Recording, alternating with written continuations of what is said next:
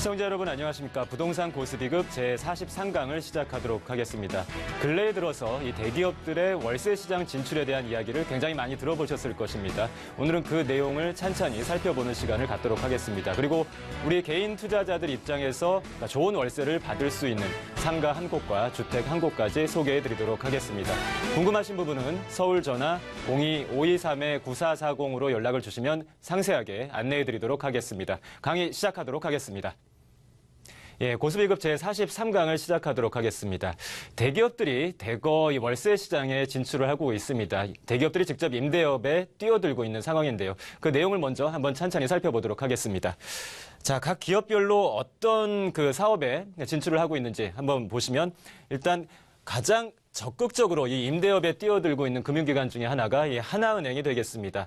과거 그 은행의 점포용지가 있겠죠. 이제는 별로 쓸모가 없어진 점포용지에 직접 오피스텔을 건설해서 임대업을 하고자 하는 이 사업을 추진 중에 있는 것입니다. 이 점포용지를 그냥 매각하는 방법도 있겠습니다만 시세 차익을 보고 매각하는 것보다 장기간에 걸쳐서 월세를 받는 것이 훨씬 이득이다라는 판단을 하게 된 것이겠죠. 그리고 삼성생명과 삼성화재의 경우에는 뉴스테이 사업에 대해서 지속적으로 대출을 해오고 있습니다. 이 뉴스테이 사업의 사업 구조를 한번 뜯어보시면 건설 기간이 한 2년 정도 걸릴 것이고요. 그리고 장기간에 걸친 의무 임대 기간이 부여되죠. 한 8년 이상의 임대 기간이 부여되는 것입니다. 이 긴 10년이라는 기간 동안 3% 이상의 대출 금리, 이자를 꾸준히 받을 수가 있는 사업 분야이기 때문에 이 금융기관 입장에서는 마땅한 대출처를 찾을 수 없는 요즘과 같은 상황에서는 굉장히 좋은 수익원이 될 수밖에 없는 것이겠습니다. 그리고 또 하나은행과 역시 삼성생명의 경우에는 이 뉴스테이 사업에 대해서 단순한 대출이 아니라 출자를 하는 자본금을 출자를 하는 방식으로 이 리츠 사업에 투자를 하고도 있는데요. 부동산 리츠라는 것이 부동산 간접 투자 펀드라고 하죠.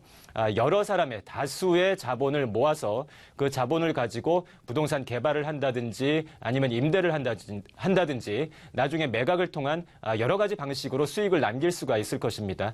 그 수익을 배당의 형식으로 출자한 사람들한테 각각 나눠주는 그런 방식을 부동산 리츠라고 하는데요. 이 뉴스테이 사업에 대한 리츠 부분에 굉장히 많은 출자를 하고 있는 금융기관들이 되겠습니다. 전체적으로 봤을 때 직관적으로 아실 수가 있겠지만 뉴스테이 사업, 기업형 민간 임대주택 사업이 들어오고 나서 그 이유로 그 배경으로 인해서 이런 금융기관들 기업들이 대거 이 임대사업 쪽에 진출을 하게 된 것이다라고 이해하실 수가 있겠습니다. 여기에 더해지는 것이 카드사들의 이 월세 전용 카드 출시가 있겠습니다.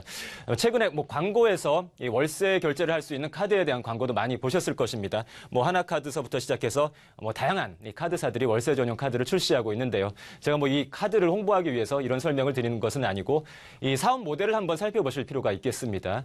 매달 꼬박꼬박 월세를 결제하는데 그 결제 시에 카드 수수료를 매달 고정적으로 받을 수가 있는 것이죠. 카드사 입장에서는 굉장히 안정적인 그리고 장기적으로 수익을 가져갈 수 있는 사업 분야가 되는 것입니다. 이 기업이 임대 사업에 직접 진출하는 한편 기업형 임대관리회사도 굉장히 많이 늘어나고 있는 상태입니다. 따라서 이런 카드사들이 기업형 임대관리회사와 제휴를 통해서 이 월세 전용 카드 사업에 굉장히 혈안이 되어 있다라는 것도 참고로 말씀을 드리겠는데요. 그런데 이렇게 기업에서 월세 시장에 대거 참여할 수 있게 되는 그 배경을 한번 살펴보실 필요가 있겠죠. 2011년도서부터 시작해서 그리고 최근 2015년까지 월세 거래 비중이 급격하게 상승을 하고 있습니다. 2011년도 33%에서 출발해서 그리고 작년도 44.2%까지 지역에 따라서는 전체 임대차 거래 중에서 월세 거래 비중의 절반을 훌쩍 넘기는 경우도 나타나고 있습니다.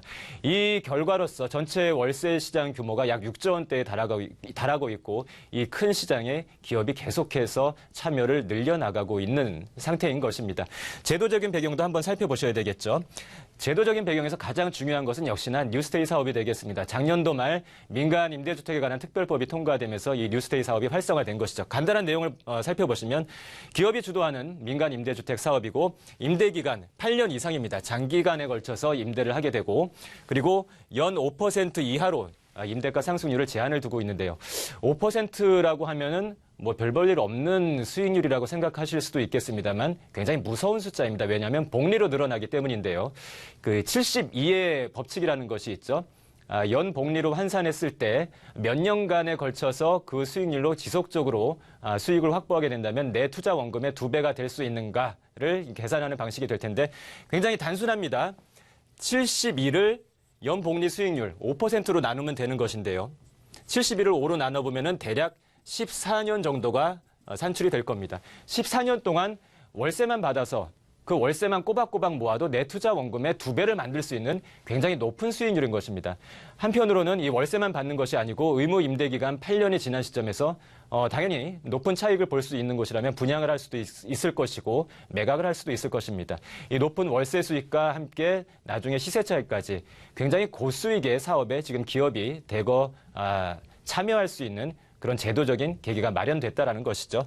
그리고 다른 기타의 임대주택 사업과 차별화되는 것이 뉴스테이 사업 방식에 의해서는 그 대상에 있어서 제한이 전혀 없습니다. 전 국민, 19세 이상의 전 국민을 대상으로 하는 것이고 그리고 규모에 있어서도 제한이 없는 것이죠. 굉장히 다양한 규모와 그리고 다양한 사람들을 대상으로 임대 사업을 펼칠 수 있는 제도적인 여건이 마련되어 있는 상태인 것입니다. 그리고 자, 이 가계부채 관리 후속 대책이 지난 11월 24일에 발표가 됐습니다. 앞서서 발표된 가계부채 관리 대책을 조금 더 강화시키는 내용이라고 보시면 되겠는데요. 이제는 아파트 집단 대출이 굉장히 그 시장 규모가 줄어들 수밖에 없는 환경으로 나아가고 있습니다. 따라서 과거에 아파트 집단 대출을 통해서 대출 이자 수익을 지속적으로 올려왔던 은행 입장에서는 수익원이 줄어드는 상황이기 때문에 또 다른 수익원을 발굴할 수밖에 없는 그런 시장 환경이 조성이 되는 것이죠. 그 반면에 뉴스테이 사업을 통해서 기업이 직접 임대업에 진출할 수 있는 기회는 확대되고 있는 것입니다. 따라서 기존의 단순한 대출 이자 수익을 통한 방식에서 벗어나서 내가 직접 임대업을 하고 말겠다. 이런 사고방식으로 이러한 흐름으로 변화되고 있다라는 것입니다. 이러한 이야기들을 접하게 될 때 제가 느끼는 것 그리고 여러분들이 느끼셔야 할 부분들이 있는데요. 기업이 이렇게 두 팔 걷어붙이고 임대업에 뛰어들 사이에 우리는 과연 무엇을 했는가라는 생각을 해보실 필요가 있다라는 것이죠. 기업이 이렇게 임대업에 뛰어들 때는 중요한 이유가 있겠죠.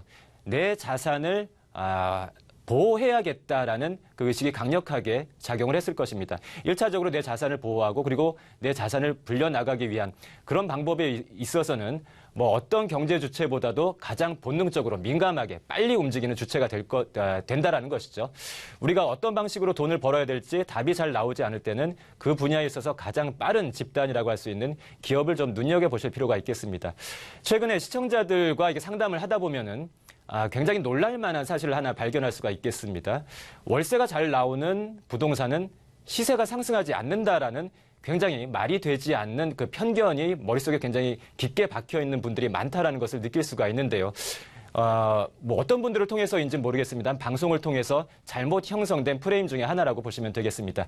간단하게 말씀을 드리면 일단 시장에서 요구 수익률이라는 것이 있습니다. 수익률이 몇 퍼센트 이상이 되면 투자를 할 수 있다, 투자하겠다의 기준이 되는 수익률이라고 보면 되겠는데요.